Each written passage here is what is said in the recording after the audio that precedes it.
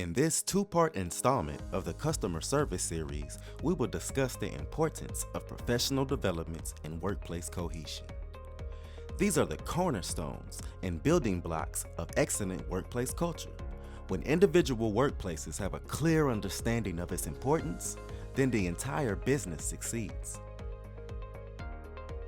But how does a business full of individuals come together to act on one accord towards a central mission?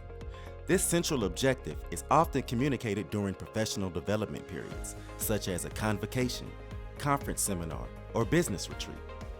But what exactly is a professional development? Well, generally speaking, a professional development is a mechanism that individuals use to learn, update, and improve their skills, abilities, and behaviors over time. And that parent institutions or regulatory agencies may encourage these things. They'll support it and require it in some instances.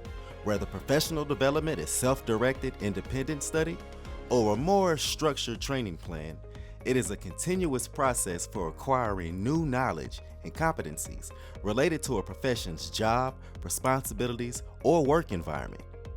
These seminars are intended to help equip employees with the tools and information that they need to deal with the rapidly changing information environment and technologies that are involved with it. So, how do we approach these sessions? Meaning, what is our mental approach? Whether online or in person, every participant of these seminars, whether it's your first or 20th time, should approach the lessons presented with an open mind and be accepting of the new information. By design, these developments are supposed to reinforce prior ideologies, but yet inspire new goals and the newest ways to approach these goals based upon the current state of the industry.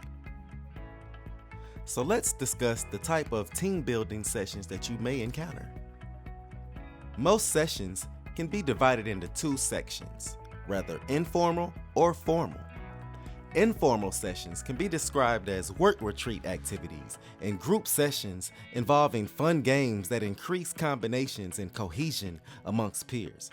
These are great examples of development exercise that increase problem solving and the role and responsibilities in a specific work group. In the informal sessions, focus is upon the quality of emotional connection rather than pure facts. On the other hand, formal seminars and developments involve a more streamlined and focused approach to work-specific issues and concerns. Formal lessons tend to require more quantifiable results, such as a group assignment or task. These are often done to illustrate completion of a learning objective and to check for understanding. So what can we expect to change as a result of these professional developments? Well, the most commonly cited benefit of a work seminar or conference included exposure to new career opportunities, development of communication and interpersonal skills, and the formation of a strong advisor-advisee relationship.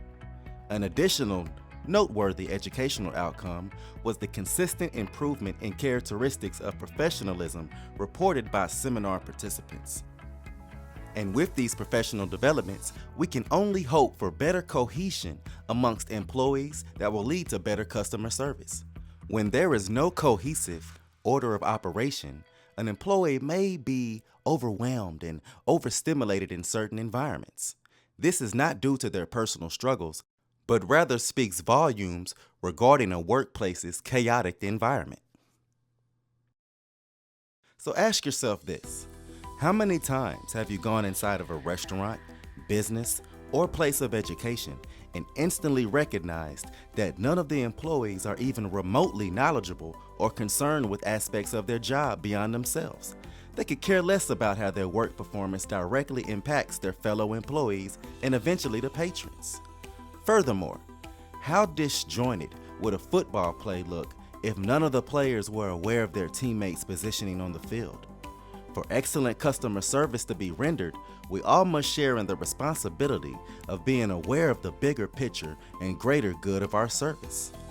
There will be times where an employee may not have an answer to a patron's question or request. It is therefore imperative that we help each other when we can. to alleviate the uncertainty of our customers. To allow a fellow employee to struggle when you can assist is to put your own job security in danger. So what are some of the personal positives and career advantages that we can get from going to professional developments? Well, studies investigated the relationship between professional developments or trainings and staying at the current job or intending to do so.